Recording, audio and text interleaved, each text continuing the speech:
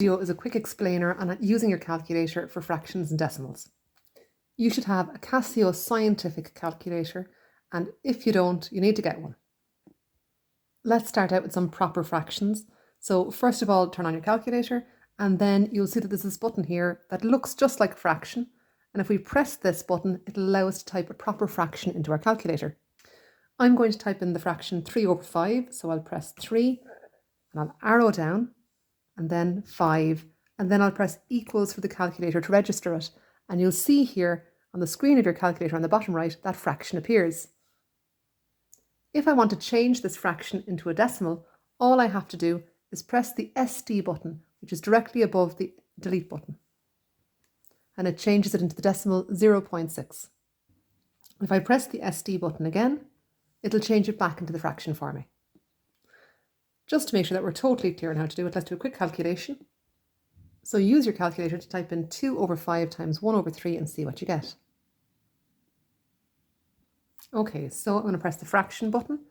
I'll put in 2, arrow down, 5, arrow across to get out of the fraction, multiply, press the fraction button again, 1, down arrow, 3.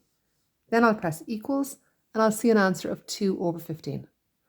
Make sure that when you get to the end of your first fraction, that you press that right arrow to move out past the fraction so that you can press the multiply button. Let's say that we wanted to change this fraction then into a decimal format. Again, we can press the SD button.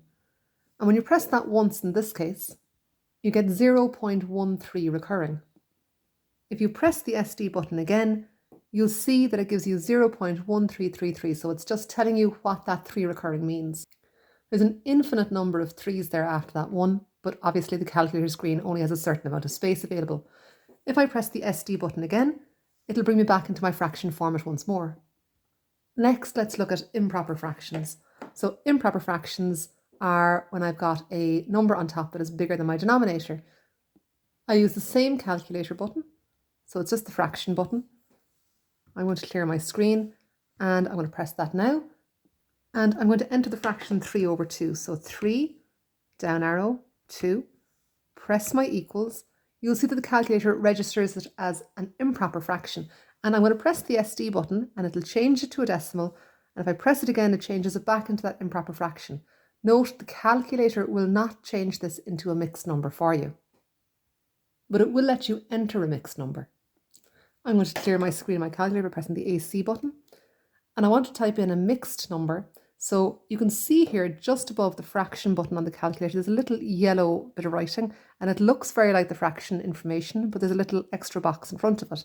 And if I press Shift and the fraction button, it lets me at that. And this is what I have to do if I want to enter a mixed number. So I'm going to enter the mixed number 5/4. No, I'm not. 5/4 isn't a mixed number, says you. Let's try 5 1/4. That's a mixed number. So 5 goes into the whole number space. I arrow across, that brings me into the numerator, put in the 1, arrow down, put in the 4, and I'll press equals.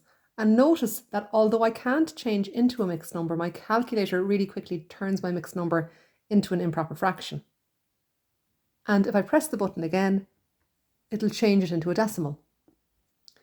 But even if I press the button again, it won't give me back 5 1/4. It'll just stay as 21/4. So your calculator can change from mixed numbers to improper fractions, but not vice versa. So for practice using these buttons now, I'd like you to calculate 3 2/3 plus 4/5. Pause the video while you do this, and then check and see if you're correct. Okay, so first of all, I'm going to want to put in a mixed number. So I'm going to press Shift and the fraction button, and that'll give me space for that. And then I'll put in 3, arrow across, 2, down arrow, 3. Now I want to add these fractions, so I want to press the right arrow to allow me to put in the plus. And then I'm going to press the fraction button, just the regular fraction button, this time for the proper fraction, 4/5. And then I can press equals, and it gives me my answer again as an improper fraction. In this case, 67/15. If I want, I can change this into a decimal by pressing the SD button.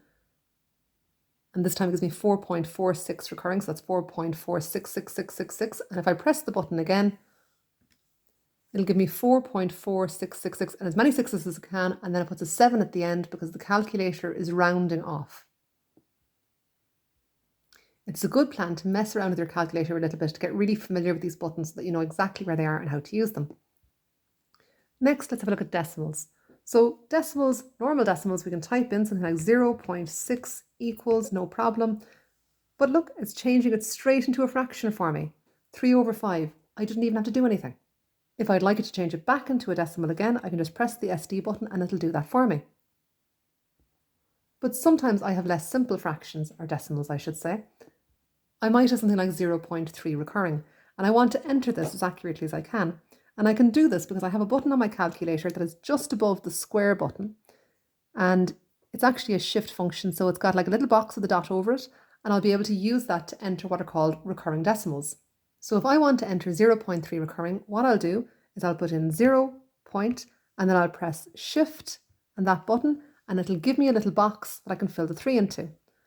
When I press equals, it changes it automatically into a fraction for me. And if I press the SD button again, it'll change it back. And if I press it again, it'll change it into the long form. You can use this button more than once. So for example, if you wanted to enter 0.1 recurring, 5 recurring, you can do that too by just going 0 point and make a space for the 1 recurring, and then make a space for the 5 recurring.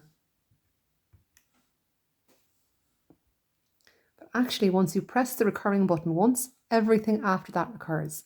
So I've got 0.1 recurring, 5 recurring. And when I press equals, the calculator changes it for me into 5/33. If I press that SD button again, it'll change it back into the decimal form, and one more time to give the long form decimal.